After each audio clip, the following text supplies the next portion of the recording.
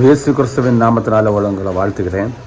இந்த நாளில் நாம் எதை தரித்து கொண்டிருக்கிறோம்னா எதை உடுத்திட்டு இருக்கிறோம். இந்த காலகட்டத்தில் நாம் எதை உடுக்க வேண்டுமோ அதை உடுக்காமல் எதை நம்ம உடுத்திட்டு இருக்கிறோம், நம்ம கண்டிப்பாக சிந்திக்க வேண்டிய ஒரு சூழ்நிலையிலையும் மாற வேண்டிய ஒரு சூழ்நிலையிலையும் நம்ம இருக்கிறோம். நான் என்ன சொல்லுவேன்னா, இயேசு கிறிஸ்து அறிந்தனா நாம் எதை தரித்து கொண்டிருக்கிறோம் அதை வசனத்தின் மூலியமாக நாம் அறிந்து கொள்ள வேண்டும். நம்முடைய சரீரத்தில் அல்லது நம்முடைய ஆவியில் நம்ம எதை தரித்து கொண்டிருக்கிறோம்ன்றதை நம்ம அனலைஸ் பண்ண வேண்டிய காலகட்டம் இது.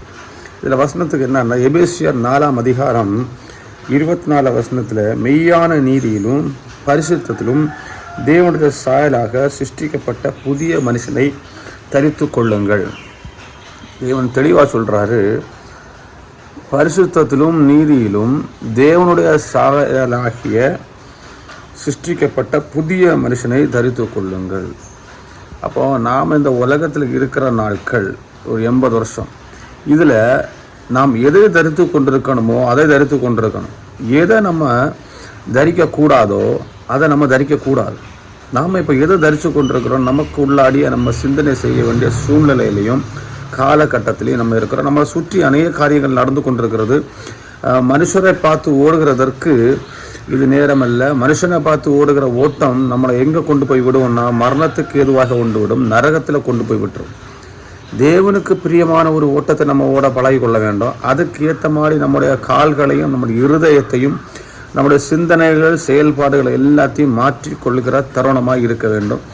அது எப்படி மாற்றிக்கொள்ள முடியும்னா வசனத்தின் மூலியமாக தான் நம்ம மாற்றிக்கொள்ள முடியும். அப்படி மாற்றிக்கொண்டு ஓடுகிறவர்கள் நாம் எதை தரித்திருப்போம்னா தேவனுடைய சாயலாகிய புதிய மனிதனை தரித்திருப்போம். அப்போ தேவனுடைய சாயலாகிய புதிய மனிதன் சொல்கிறது தேவனுடைய சாயல் சொல்கிறோம். அதில் என்ன இருக்குன்றதை நம்ம கவனமாக பார்க்கணும். இந்த 24வது வசனத்தில் என்ன கொடுத்துருக்குன்னா, மெய்யான நீதியிலும் பரிசுத்தத்திலும் தேவனுடைய சாயலாக சிருஷ்டிக்கப்பட்ட புதிய மனுஷனை. அப்போ தேவனுடைய சாயலாக சிருஷ்டிக்கப்பட்ட புதிய மனுஷனுக்குள்ளாடி என்ன இருக்கணும்னா பரிசுத்தம் இருக்கணும், மெய்யான நீதி இருக்கணும். இந்த மெய்யான நீதின்னு சொல்கிறது நீதின்னு சொல்கிறது மனுஷன் கொடுக்குற ஒரு நீதி, மனுஷன் எழுதப்படுகிற ஒரு நீதி. மெய்யான நீதின்னு சொல்கிறது தேவனால் அருளப்படுகிற நீதி. அது என்ன நீதினா வசனம் என்கிற ஒரு நீதி. தேவன் நமக்கு நீதி செய்கிற தேவனாக இருக்கிறார்னா அவர் எப்படி செய்வார்னா வசனத்தின் மூலியமாக தான் செய்வார், அவருடைய வார்த்தையின் மூலியமாக தான் செய்வார்.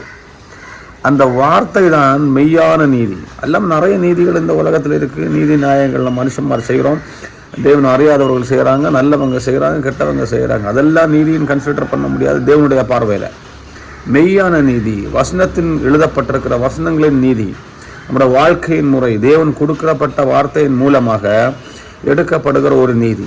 அப்படி ஒரு நீதியும் அதுக்கு வர பரிசுத்தம். நீதி செய்கிறதுனால மாத்திரமல்ல, நீதியை கடைபிடிக்கிறதுனால மாத்திரமல்ல, ஒரு பரிசுத்தம் நமக்கு உள்ளாடி இருக்கணும். அப்போ இந்த 2 காரியத்தை உள்ளாடி வைத்திருக்கிறவன் தான் தேவ சாயல் உடையவனாக இருக்கிறான். அப்பேற்பட்ட ஒரு மனிதனை நம்ம தரித்து கொள்ளும்படியாக தான் தேவன் அழகாக என்ன சொல்கிறாரு, அப்படிப்பட்ட ஒரு மனுஷனை தரித்து கொள்ளுங்கள்.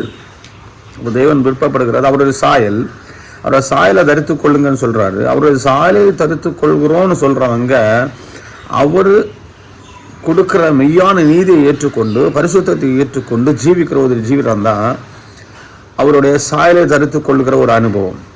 அப்போ அவருடைய சாயலை தரித்து கொள்ளுங்கன்னு சொல்லிட்டு அதுக்கு முன்னாடி நான் எதை தரித்து கொண்டிருக்கிறேன். அப்போ அவர் என்ன சொல்கிறாருன்னா, நீங்கள் தரித்து கொள்கிற உடையானது எப்படி இருக்கணும்னா பரிசுத்தமாக இருக்கணும், மெய்யான நீதியாக இருக்கணும். அப்போ இதில் 22வது வசனத்தில் என்ன கொடுத்துருக்குன்னா, அந்தபடி முந்தின நடக்கைக்குரிய மோசம் போக்கும் இச்சைகளினாலே கெட்டு போகிற பழைய மனுஷனை நீங்கள் களைத்து போட்டு. அப்போ இதுக்கு முன்னாடி ஒரு மனுஷனை நம்ம தரித்திருக்கிறோம். அது என்னன்னா மோசம் போக்கும்படியாக கெட்டு போகிற பழைய மனுஷன், இச்சைகளாலே கெட்டு போகிற பழைய மனுஷன். இச்சைகளாலே கெட்டு போகிற பழைய மனுஷன் சொல்லும்போது இந்த உலகத்தின் இச்சைகளை குறித்து தான் பேசிக்கப்படுகிறது. ஆனால் இந்த இச்சையை நம்ம எப்படி கண்டுபிடிக்கலாம்னா, நான் செய்கிறது இச்சையான காரியங்களை எப்படி கண்டுபிடிக்கிறதுனா தேவனுக்கு முன்பாக நான் செய்கிற காரியம் அவருக்கு முன்பாக நான் தெளிவாக காமிக்கிறேனா, இன்னும் சொல்ல போனால் தேவனுக்கு பிடித்தமான காரியம் தானா, தேவனுக்கு பிடிக்கமில்லாத எல்லா காரியமும் இச்சையான காரியங்கள் கர்த்தருடைய பார்வையில். அது எனக்கு இச்சையான காரியம், தேவனுக்கு பிடிக்காத காரியம். அப்போ ஒரு பெருமைன்னு சொல்கிறது ஒரு இச்சையான காரியம், கோபம்னு சொல்கிறது ஒரு இச்சையான காரியம்.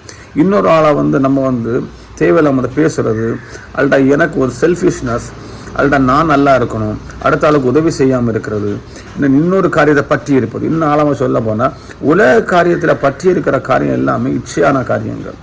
உலகத்துக்கு அடுத்தவர்களை சிந்திக்கிற காரியங்கள் எல்லாம் இச்சையான காரியங்கள். நம்ம பரலோகத்துக்கு கொண்டு போகாமல் தடை பண்ணுகிற என்னென்ன காரியத்துக்கு நம்முடைய மனசு செல்கிறதோ அதெல்லாம் இச்சையான காரியங்கள். அப்படியான இச்சையான காரியங்களை உடைய மனுஷனை நம்ம என்ன பண்ணணுமா, கலைந்து போடணுமா. அப்போ அந்த மனுஷனை கலந்து போட்டுட்டு தான் நான் புதிய மனுஷனை தரித்து கொள்ள முடியும். நான் ஏற்கனவே தரித்திருந்த மனுஷன் என்ன மாதிரியான மனுஷனாக இருக்கிறான்னா இச்சை உடையவனாக இருக்கிறான். அதை நாம் என்ன பண்ணணும், பழைய மனுஷனை கலைந்து போடணும். இச்சை இருக்கிற இடத்துல என்ன இருக்கும்னா மோசம் போக்கும்படியாக. மோசம் போக்குறதுன்னா உலக காரியத்தினான ஒரு ஆசையிலையும் இச்சையிலே நான் கடக்கிறவன். மோசம் போக்குறதுன்னா நான் நரகத்துக்கு ஏதுவான ஒரு சரீரத்தையும் மாம்சத்தையும் உடையவனாக இருக்கிறேன், ஆவிய உடையவனாக இருக்கிறேன். அதை களைத்து போட்டு நெக்ஸ்ட் வசனம், உங்கள் உள்ளத்தில் புதிதான ஆவிய உள்ளவர்களாகி. உங்கள் உள்ளத்தில் புதிதான ஆவின்னு சொல்கிற நேரம் அதுவரை இருந்த ஆவி இச்சைகளின் ஆவிகளாக இருக்கும், அல்லது அசுத்தாவிகளாக இருக்கு. சிந்தனைகள் செயல்பாடுகள் எல்லாம் என்னை மரணத்துக்கு நேதுவாக உண்டு போகிற ஆவி உடையவர்களாக இருந்திருக்கிறோம். அதுக்கு அடுத்தது உள்ளத்திலே புதிதான ஆவிய உடையவர்களாய். உள்ளத்திலே, சரீரத்தில் இல்லை, உள்ளத்திலே புதிதான ஆவிய உடையவர்களாய். உள்ளத்திலே புதிதான ஆவி வரணும்னா இந்த இச்சைகளை எல்லாம் மேற்கொள்ளும்படியாக நயவன் நமக்கு பலமாய் கொடுக்கிற பரிசுத்த ஆவியை நாம் என்ன பண்ணணும், உள்ளாடி பெற்றுக்கொள்கிறானுமோ அல்ல ஏற்றெடுக்கிறானுமோ உள்ளாடி பரிசுத்தாயின் அபிஷேகம் நமக்கு உள்ளாடி இருக்கணும். அந்த பரிசுத்த ஆவி உள்ளாடி இல்லாதது வர நமக்கு பரிசுத்தமாக ஜீவிக்க முடியாது, இச்சைகளை மேற்கொள்ள முடியாது, இச்சையிலிருந்து வெளியே வர முடியாது, மரணத்திலிருந்து நம்ம வெளியே வர முடியாது, நரக ஆக்கணையிலிருந்து நம்ம என்ன பண்ண முடியாது, தப்பிக்க முடியாது. அப்போ உள்ளத்தில் ஒரு பரிசுத்த ஆவியை நம்ம பெற்றுக்கொள்கிற அனுபவம். இயேசு கிறிஸ்துவை உள்ளாடி ஏற்றுக்கொண்டவர்கள் பரிசுத்த ஆவி நமக்கு உள்ளாடி இல்லைன்னா இயேசு கிறிஸ்துவை நம்ம ஏற்றுக்கொள்ள மட்டும்தான் செய்ய முடியும். அதன்படியாக நடக்கிறதற்கு நம்மளால் முடியாது. அப்படிப்பட்டவங்க என்ன பண்ண முடியாது, பழைய இச்சையான காரியத்திலேருந்து வெளியே வராமல் அவருக்கு புதிய ஒரு மனுஷனை தரிக்க முடியாது. அப்போ அந்த பழையவனை களைந்து பழைய ஒரு மனுஷனை கலைகிற நம்ம புதுசாக ஒரு மனுஷனை தரித்து கொள்வதற்கு முன்னாடி பரிசுத்த ஆவியை நமக்கு உள்ளாடி ஏற்றெடுக்க வேண்டும். பரிசுத்தாய் உள்ளாடி வர வேண்டும். இந்த பரிசுத்தாய் உள்ளாடி வரும் பொழுது தான் அதுக்கு நெக்ஸ்ட் வசனம், நீதியிலும் பரிசுத்தத்திலும் தேவனுடைய சாயலை நாம் தரித்து கொள்ள முடியும். பரிசுத்தாய் உள்ளாடி வரும்போது தான் அந்த மெய்யான நீதியில் நான் நடக்க முடியும். மெய்யான நீதியை நான் எனக்கு சரீரத்தில் ஏற்றுக்கொள்ள முடியும். மெய்யான நீதி என்னுடைய ஆத்மாக்குள்ளாடி ஏற்றுக்கொள்ள முடியும். பரிசுத்தத்தை நான் காத்துக்கொள்ள முடியும். பரிசுத்த வாழ்க்கை எனக்கு உள்ளாடி இருக்கும். ஒரு பரிசுத்தம் என்னுடைய ஆத்மாவில் இருக்கும். அப்படி ஏற்றெடுக்கும் போது தான் நான் என்ன சொல்ல முடியும்னா, நான் தேவனுடைய சாயலை தரித்தவனாக இருக்கிறேன். இந்த நாட்களில் நாம் தேவனுடைய சாயலை தரித்திருக்கிறோமா, இல்லை மோசம் போக்கும் பாவம் நிறைந்த பழைய மனுஷனுடைய சரீரத்தை தரித்திருக்கிறேனா? இதை நம்ம தான் யோசிக்கணும். தேவனுடைய சாயல் இருக்கிறது என்னன்னா மெய்யான நீதியும் பரிசுத்தமும். இந்த மெய்யான நீதியும் பரிசுத்தமும் நமக்கு உள்ளாடி இருக்கணும்னா பரிசுத்த ஆவி எனக்கு உள்ளாடி இருக்கணும். அப்படிப்பட்டவங்க தேவனுடைய சாயலை தரித்திருக்கிறோம். இல்லாதவர்கள் தேவனுடைய சாயலை இன்னும் தரிக்கவில்லை. மாம்சத்துக்கு ஏற்ற இச்சைகளில் நாம் நடக்கிறோம். உலகத்துக்கு ஏற்ற காரியத்துக்கு அடுத்தவர்களை சிந்தித்து கொண்டிருக்கிறோம். அப்படி சிந்தித்து கொண்டிருக்கிற நாம் பரலோகத்துக்கு கண்டிப்பாக என்ன பண்ண முடியாது, போக முடியாது. வசனம் ஜீவன் உள்ளது. தேவன் இன்னும் நம்மளை நேசிக்கிறனால தான் இந்த நாட்களில் வசனத்தின் நாளத்தை நாம் அறிந்து கொண்டிருக்கிறோம். ஆமென்.